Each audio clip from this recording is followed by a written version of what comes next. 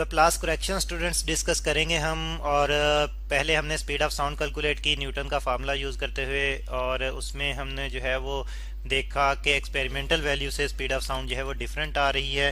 अगर हम न्यूटन का फार्मूला यूज़ करते हुए कैलकुलेट करें तो वैल्यू कम आ रही है एज़ कम्पेयर टू एक्सपेरिमेंटल, और काफ़ी जो है वो कम वैल्यू हमें नज़र आ रही थी।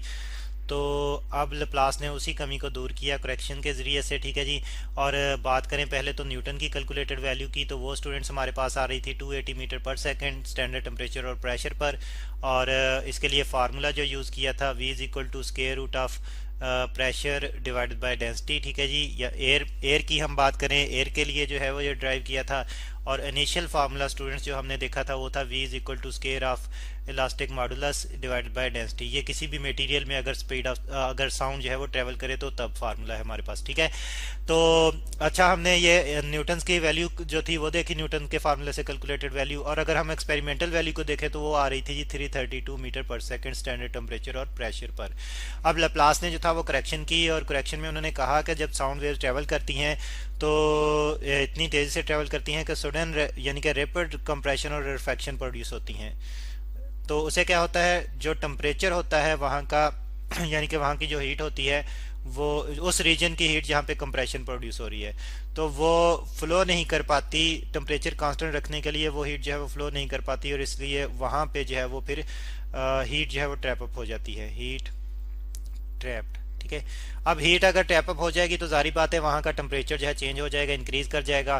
तो जबकि बॉयल्स लॉ जो यूज़ किया था न्यूटन ने फार्मूला इसका स्पीड ऑफ साउंड का फार्मूला ड्राइव करने के लिए, तो बॉयल्स लॉ जो है वो हम सिर्फ कांस्टेंट टेम्परेचर पर ही ले सकते हैं। Product of pressure and volume constant pressure की उसके लिए कंडीशन है, ठीक है जी।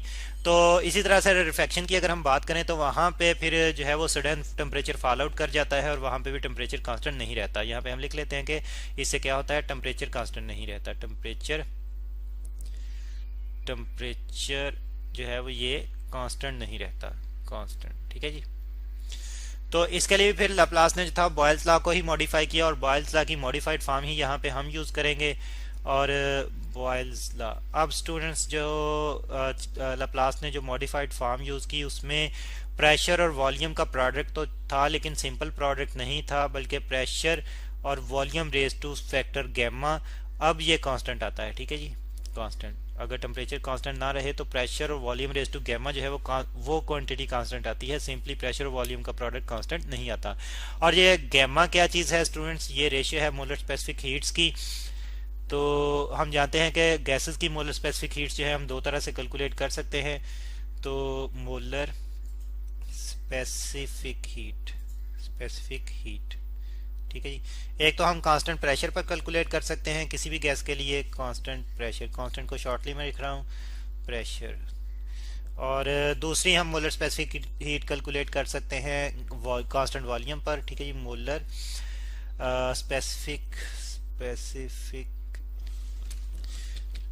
Specific heat at constant volume, ठीक है जी, हीट एट कांस्टेंट वॉल्यूम, ठीक है जी, कांस्टेंट वॉल्यूम। तो ये दो तरह से हम मोलर स्पेसिफिक हीट कैलकुलेट करते हैं। उन्हीं की अगर हम रेशियो ले तो गैमा का फैक्टर आता है, और यही गैमा का फैक्टर जो है बॉयल्स लॉ में इंट्रोड्यूस होता है टेम्परेचर चेंज को जो है वो कवर अप करने के लिए, ठीक है। तो अब स्टूडेंट्स, अब हम बात करें जब एक कंप्रेशन रिफ्रैक्शन प्रोड्यूस होती है, यानी कि एक वेव जो साउंड वेव जब गुजरती है एयर में से, तो तब क्या होगा। लेकिन उससे पहले हम इनिशियली जो है वो टेम्परेचर प्रेशर को, अगर उस एनवायरनमेंट के टेम्परेचर प्रेशर को डिफाइन करें तो इनिशियली वेव गुजरने से पहले जो प्रेशर और वॉल्यूम की जो वैल्यूज़ थी उनको हम रिप्रेजेंट कर लेते हैं। यहाँ पे प्रेशर हम कहते हैं जी कि वो है P, उस इनिशियली जब वेव अभी गुजरी नहीं है, ठीक है जी। और वॉल्यूम जो है स्टूडेंट्स, इसको हम कहते हैं कि वो V था इनिशियली। और जब वेव गुजर रही है, कंप्रेशन प्रोड्यूस हो रही है, तो तब फाइनली जो वैल्यूज़ आएंगी, फाइनली जब कंप्रेशन प्रोड्यूस होगी तब वैल्यू जो आएंगी वो प्रेशर के लिए हम देखते हैं कि प्रेशर में कंप्रेशनल रीजन में प्रेशर जो है वो बढ़ जाता है, इंक्रीज कर जाता है। तो जितना इंक्रीज कर जाता है उतना इनिशियल से जो है हम एडअप कर देंगे, और वॉल्यूम डिक्रीज कर जाता है, जितना डिक्रीज कर जाता है उतना इनिशियल में से जो है हम माइनस कर देंगे, तो हमारे पास फाइनल वॉल्यूम आ जाएगा। ठीक है जी।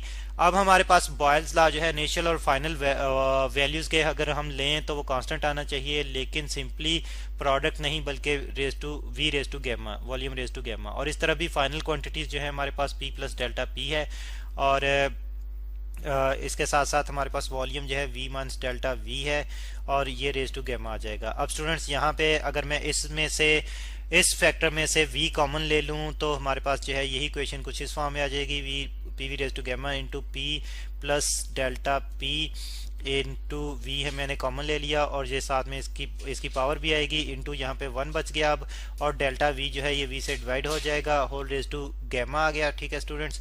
अब स्टूडेंट्स आप देख रहे हैं कि यहाँ पे ये और ये कैंसिल आउट हो रहे हैं, तो हमारे पास ये बच रही हैं terms p is equal to P plus delta p into 1 minus delta v divide by v whole raise to gamma. ठीक है जी। और स्टूडेंट्स इसको हम फर्स्ट क्वेश्चन अगर जो है वो रिप्रेजेंट कर लें तो हम देख रहे हैं कि इसमें ये वाली टर्म पर सेकंड टर्म पैरेंथेसिस में जो है ये जो है ये एक बायनोमियल एक्सप्रेशन है, रेज टू सम फैक्टर है। ठीक है जी, सम पावर है, और इसको फिर हम बायनोमियली ही जो है वो सॉल्व करेंगे, बायनोमियल एक्सपेंशन से ही सॉल्व करेंगे, बायनोमियल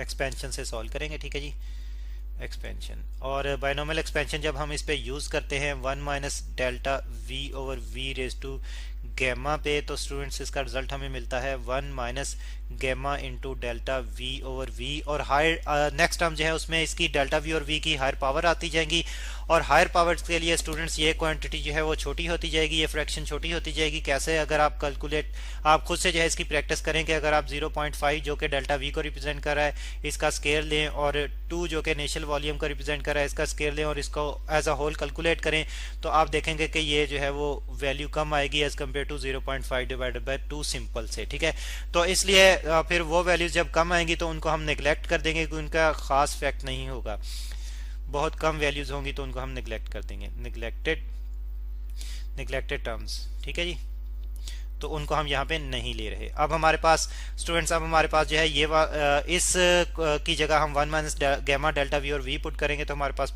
ये फर्स्ट क्वेश्चन इस फॉर्म में आ जाएगी, p is equal to P plus delta P into 1 minus gamma delta V over we.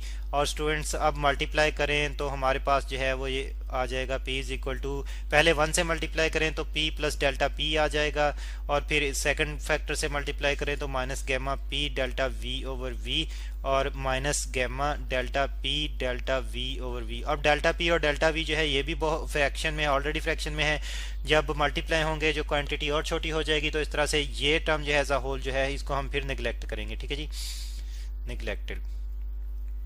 तो हमारे पास बाकी टर्म्स जो बचेंगी उसमें स्टूडेंट्स हम देख रहे हैं कि ये p और p कैंसिल आउट होंगे, जहां पे फिर 0 is equal to delta p minus gamma p delta v over v बच जाएगा। और इस टर्म को सेकंड टर्म को अगर मैं लेफ्ट साइड पे शिफ्ट कर दूं तो इससे यहाँ पे ये पॉजिटिव हो जाएगी, तो gamma p delta v over v is equal to जो है डेल्टा p आ जाएगी। ठीक है, अब स्टूडेंट्स यहाँ पे डेल्टा v और v को मैं दोबारा से राइट साइड पे शिफ्ट करूंगा, तो ये डेल्टा p के साथ इस तरफ मल्टीप्लाई हो रही है, तो डेल्टा p के साथ डिवाइड होगी, तो गैमा p हमारे पास आएगा delta p divided by delta v over v। और स्टूडेंट्स हम जानते हैं ऑलरेडी कि ये delta p divided by delta v और v जो है ये इलास्टिक मॉडुलस के बराबर आता है। तो इस तरह से यहाँ पे फिर हम क्लियर हो रहे हैं कि अब इलास्टिक मॉडुलस E जो है ये गैमा p के बराबर आ रहा है, बल्कि जबकि न्यूटन के फार्मूले में इलास्टिक मॉडुलस सिंपली प्रेशर से हमने जो था वो सब्स्टिट्यूट किया था। तो अब स्टूडेंट्स बिल्कुल इनिशियली जो हमने किसी भी मीडियम के लिए वेलोसिटी की इक्वेशन, स्पीड की इक्वेशन बनाई थी, वहाँ पे इलास्टिक मॉडुलस की जगह गैमा p हम पुट करेंगे, तो हमारे पास फिर जो है वो स्पीड की इक्वेशन आ जाएगी, v is equal to square root of gamma p divided by rho. और स्टूडेंट्स गैमा p जो है p डिवाइडेड बाय रो जो है ये हम ऑलरेडी कैलकुलेट कर चुके हैं, एयर के लिए स्टैंडर्ड टेम्परेचर प्रेशर पर इसकी वैल्यू कैलकुलेट कर चुके हैं, वो है 280 मीटर पर सेकेंड न्यूटन के फार्मूले से। और फिर सिर्फ गैमा की वैल्यू अगर हम देखें तो एयर के लिए गैमा की वैल्यू जो है एयर के लिए गैमा की वैल्यू जो है वो है 1.4। तो इसका अगर स्पीड फाइंड आउट करनी है तो इसका स्क्वायर रूट लें और मल्टीप्लाई कर दें इस फैक्टर से 280 मीटर पर सेकंड से, 280 मीटर पर सेकंड से। ठीक है जी।